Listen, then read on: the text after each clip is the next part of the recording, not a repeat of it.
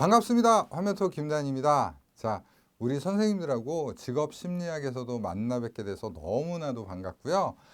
직업 심리학에 대해서 간단하게 설명을 드리면요. 먼저 우리 직업 상담사 시험에서는요. 가장 출제 비중이 높은 과목이라고 보시면 돼요. 그런데 출제가 필기에도 많이 되지만 2차에도 기술하는 문제들이 많이 나오기 때문에 우리 선생님들이 직업심리학은 심도 깊게 그리고 심층적으로 공부해 주시는 게 좋습니다. 그래서 너무 암기 위주로만 하지 마시고 암기를 돕기 위해서 폭넓은 이해가 이루어져야 돼요. 이해가 이루어져야지만 암기가 되는 거예요. 그래서 우리 선생님들 이해 과목이라고 좀 생각을 해주시고 그 이해를 했기 때문에 암기가 저절로 된다라고 이렇게 좀 생각해 주시는 게 훨씬 더 올바른 학습법이라고 생각을 합니다. 자, 직업 심리학의 5가지 파트에 대해서 좀 설명드리면요. 자, 첫 번째 파트 직업 발달 이론이 있고요. 그 다음에 두 번째 직업 심리 검사, 그리고 세 번째 직무 분석 이론, 그 다음에 경력 개발 이론, 그리고 직업과 스트레스 이렇게 구성되어 있는데요. 먼저 직업 발달 이론이라는 거는 우리가 사실 발달을 통해서 그 진로를 사람들이 어떻게 정하는가를 보기도 하지만 가장 중요한 건 발달 이론에서 다루는 거는 사람이 그 직업을 왜 선택하게 되었는가에 대한 내용들이 줄을 이루게 됩니다. 다시 뭐라고요? 우리가 어떤 직업인들을 보면 저 사람은 왜 저 직업을, 저 사람은 왜 셰프지? 왜 저 사람은 상담사지? 왜 저 사람은 교육자지? 왜 저 사람은 기업가지? 이렇게 궁금할 거예요. 그죠?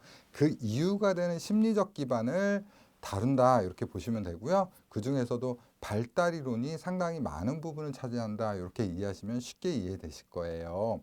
자, 그 다음에 두 번째 직업 심리 검사가 있는데요. 우리 상담사들이 내담자들이 왔을 때 좋은 직업, 그 내담자에게 적합한 직업을 찾아주기 위해서는 우리가 기본적으로 내담자의 특성에 대한 분석들이 이루어지는데 가장 그걸 표준화, 객관화해서 검사를 이루어지는 것들이 심리 검사라고 보시면 돼요. 그래서 다양한 인간의 특성에 맞는 심리 검사들을 우리가 실행하고 해석하는 방법에 대해서 공부하시게 될 겁니다.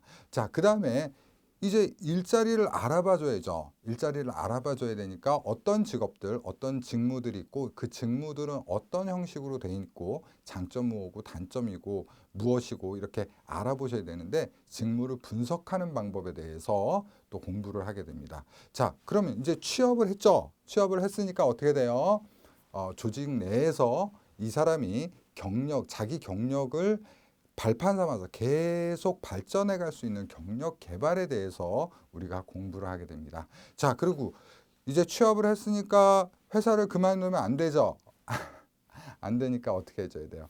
이 사람들이 직무를 수행하는 동안에 직업 생활을 하는 동안에 받게 되는 수많은 스트레스들이 있는데 그 직업과 관련된 스트레스들이 무엇인지 이렇게 공부함으로써 우리가 직업 적응 상담까지 하게 됩니다. 자, 그래서 내용을 쭉 보시니까요. 또 5개가 또 이어지죠. 그죠? 진로의 선택서부터 합리적인 직업 결정, 그리고 직무의 분석, 그리고 경력 개발, 조직에서 적응 이렇게 쭉 흘러갑니다. 자, 그래서 이 환멘토 강의는요, 뭐라고요? 예, 선생님들 흩어지는 공부가 아니라 꽉꽉 뭉쳐서 구조화 시켜주는 강의다.